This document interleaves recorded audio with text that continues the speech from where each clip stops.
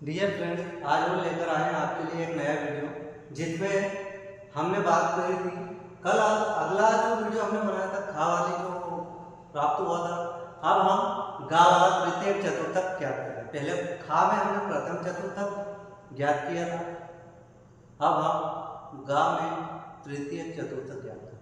अभिकलन करेंगे। निम्नतम 25% मजदूरों द्वारा अर्जित आय, अर्जित अधिकतम आय। पहले हमने निम्नतम आय किया था, अब अधिकतम आय का तृतीय चतुर्थक हम ज्ञात करेंगे। तृतीय चतुर्थक ज्ञात करने के लिए वही दैनिक आय हमें जो पहले वीडियो में हमने दिया था, वही दैनिक आय, क्योंकि ये दोस्तों ये सवाल वही है, लेकिन इसमें माध्यतम, निम्नतम और उच्चतम चतुर्थक हमें क्या है, तो इसलिए छोटी छोटी एक एक वीडियो हम बनाकर आपको बता सकते हैं। एक ही वीडियो पूरी इतनी बड़ी नहीं बता पाएंगे, जिससे आपको भी बोरिंग फील होगा और आप भी है ना, आपको लगेगा कि बहुत ज़्यादा बड़ी वीडियो बन जाएगी। तो इसलिए हमने छोटे छोटे भागों में इसको विभाजित किया है। जैसे कि पहले वीडियो में हमने का, दूसरे में था, और अब जो अगला वीडियो आ रहा है उसको हम गा में तृतीय चतुर्थक निकालेंगे। उसके लिए आपने पहले भी दैनिक आय, मजदूरों की संख्या जिसको एफ से, और संचयी आवृत्ति हम ज्ञात करते हैं। संचयी आवृत्ति भी उसी प्रकार से, जैसे कि 5 ऐसा रहता है, 5 में 10 जोड़ने पर 15 प्राप्त होता है, 15 और 15 30 हो जाता है, 30 में 20 जोड़ने पर हमें 50 प्राप्त होता है, 50 में हम 10 जोड़ देते हैं तो 60 प्राप्त होता है, 60 में ठीक उसी प्रकार से 5 जोड़ने पर हमें 65 प्राप्त होता है।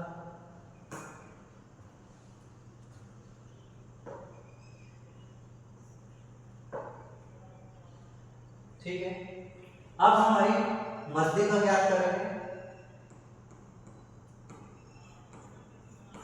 मध्य का, क्योंकि तृतीय चतुर्थक हम ज्ञात करेंगे, इसलिए यहां पर हो जाता है कोष्टक में 2 3 और 3 बटे में 4। ठीक है, जो कि यहाँ पर जो 65 दे रखा है, यहाँ पर ऐसे फॉर्मूला के हिसाब से 3 गुणे 65 बटे 4 लिखते हैं। ठीक है, 65 और 3 का गुणा हो जाता है तो हमें जो प्राप्त होता है, आप गुणा कर लीजिए, आपको जो प्राप्त होगा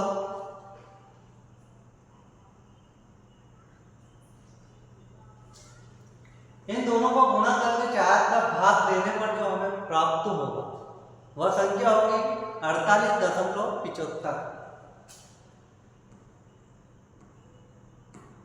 48.75 हमें प्राप्त हो जाता है।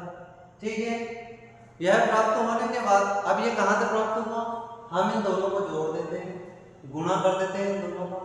गुणा करने के बाद जो संख्या आती है उसमें हम 4 का भाग देते हैं। 4 का भाग देने पर हमें जो प्राप्त होता है वो संख्या होती है 48.75। ठीक है, अब आगे क्या, आगे रखते हैं प्रवाह।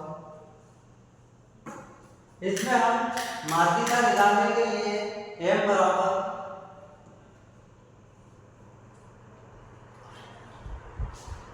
L1 प्लस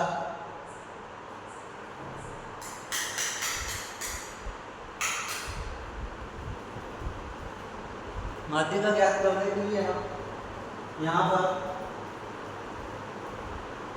पहले हमने तो 3 और 65 का गुणा किया था, और जो हमें प्राप्त हुआ था 4 का भाग देने पर, तो हम उसमें से देख लेते हैं कि हमें कौन सी संख्या, तो देखो 48.75 संचयी आवृत्ति में हमें कहीं पर दिखना सकती है, यहाँ पर है संख्या 50, तो हम इस संख्या को लेते हैं, कौन सी संख्या लेंगे हम 50, ये 50 हमारा। ठीक है, 50 के ऊपर वाली संख्या को हम f कहते हैं, तो 50 के ऊपर 50 के ऊपर वाली संख्या को हम c नाम देते हैं, सेंट्रल c। टेस्ट तो उसी के सामने जो संख्या होती है उसको f। ठीक है, 50 के सामने जो संख्या रहती है उसको f, और उसी के जैसे सामने वाली संख्या को L1 L2 नाम देते हैं। अब हम इसका माध्यिका निकालने के लिए और तृतीयक चतुर्थक निकालने के लिए आगे यहाँ पर वो फार्मूला लिखेंगे, ठीक है।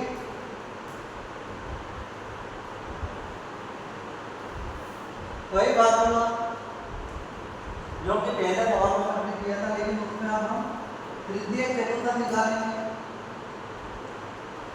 तृतीयक चतुर्थक निकालेंगे उस हिसाब से हमें फार्मूला लगाना पड़ेगा। तो फार्मूला यहाँ पर लगेगा m बराबर या करें माध्यिका m बराबर कोष्टक में Q3 प्लस L1 और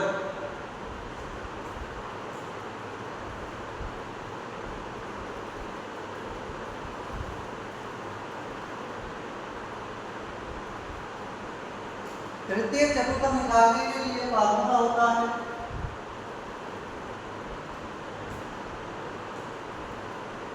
Q3 बराबर L1 प्लस n बटे क्या हुआ, आपने किया होगा चतुर्थक। सवाल वही है जो पहले किया था, लेकिन आप थोड़ी संख्या इसमें चेंज होगी क्योंकि हम निम्न चतुर्थक याद कर रहे हैं, उसका अभिकलन करना है। मजदूरों द्वारा अधिकतम आय का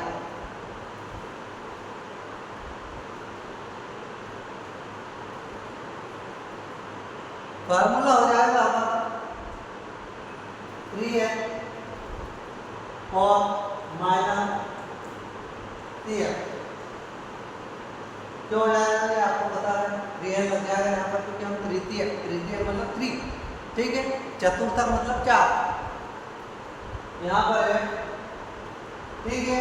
ये हमारा फार्मूला लग चुका है।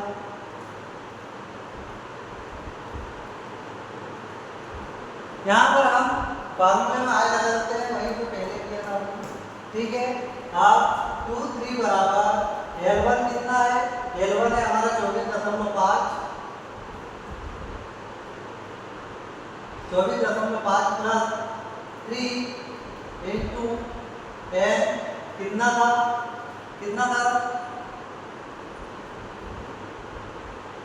48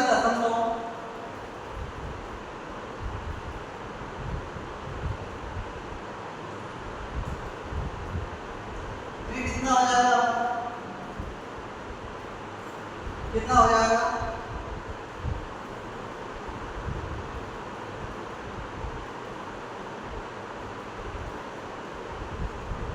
क्लियर हो जाएगा हमारा। यहाँ पर प्लस का चिन्ह है, L1 प्लस, सॉरी इसे लिख देते हैं कलर चेंज कर देते हैं। Q3 बराबर, ठीक है, 24.5 प्लस ये जो हमारा निकल के आया था 3n 48.75 एफ हमारा यहाँ पर दे रहा है, याद रखो एफ है 20 गुणे आय वही जो पहले दिया, आय वही होगा जो पहले दिया था, ठीक है। आगे नोट करने के लिए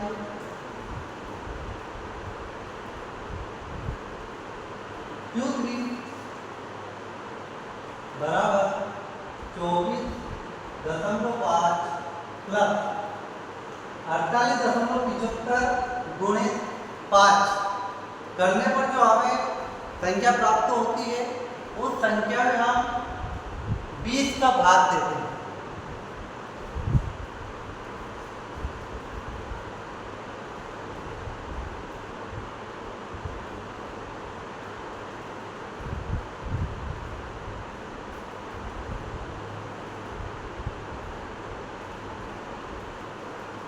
ठीक है, तो यहाँ पर एक संख्या और लिखना है, वो संख्या है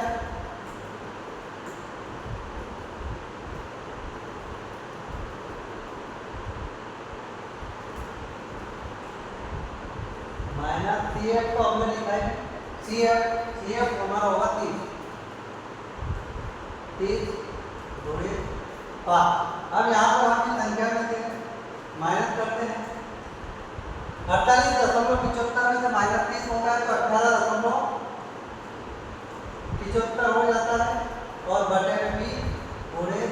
5। अब 18.75 का हम 5 में भाग देते हैं। भाग देने पर जो संख्या आती है उसमें है ना 18.75 गुणे 5 करने पर जो संख्या आती है उसमें हम 20 वाली संख्या का भाग देते हैं।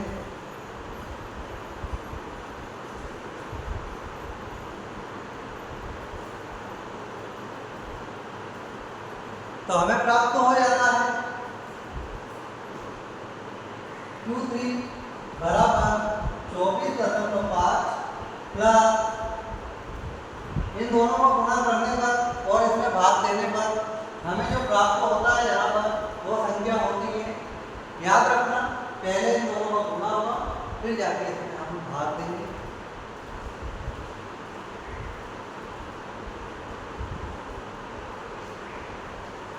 चार दशमलव 6875, ठीक है, यह संख्या हमें प्राप्त होती है और आप इसमें कर सकते हैं, ठीक है। अगर इस संख्या में एक तो संख्या ऊपर नीचे हो जाए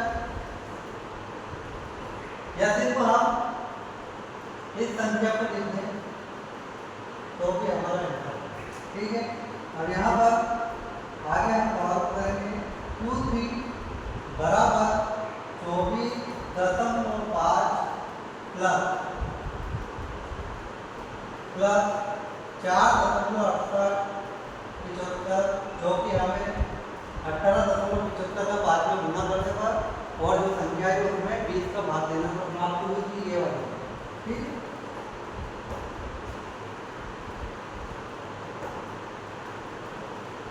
यह संख्या हमें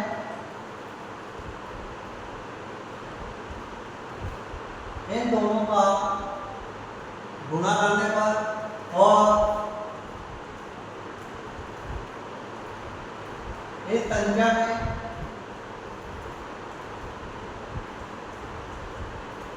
इन दोनों को गुणा करने पर जो संख्या प्राप्त हुई उसमें 20 का भाग देने पर प्राप्त हुई, ठीक है। अब हम इन दोनों का प्लस कर देते हैं जो कि हमारा आंसर आ जाएगा Q3 बराबर 24.5 प्लस 4.6875, ठीक है। ये 6875 हो जाता है। इसमें हम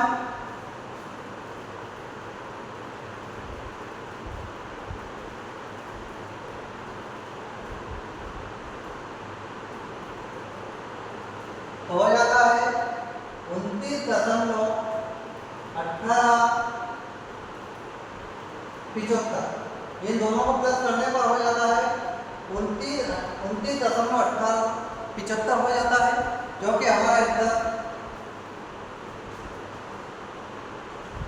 जो कि जोड़कर हो जाता है जो कि हमारा आंसर आता है यहाँ पर तृतीय चतुर्थ,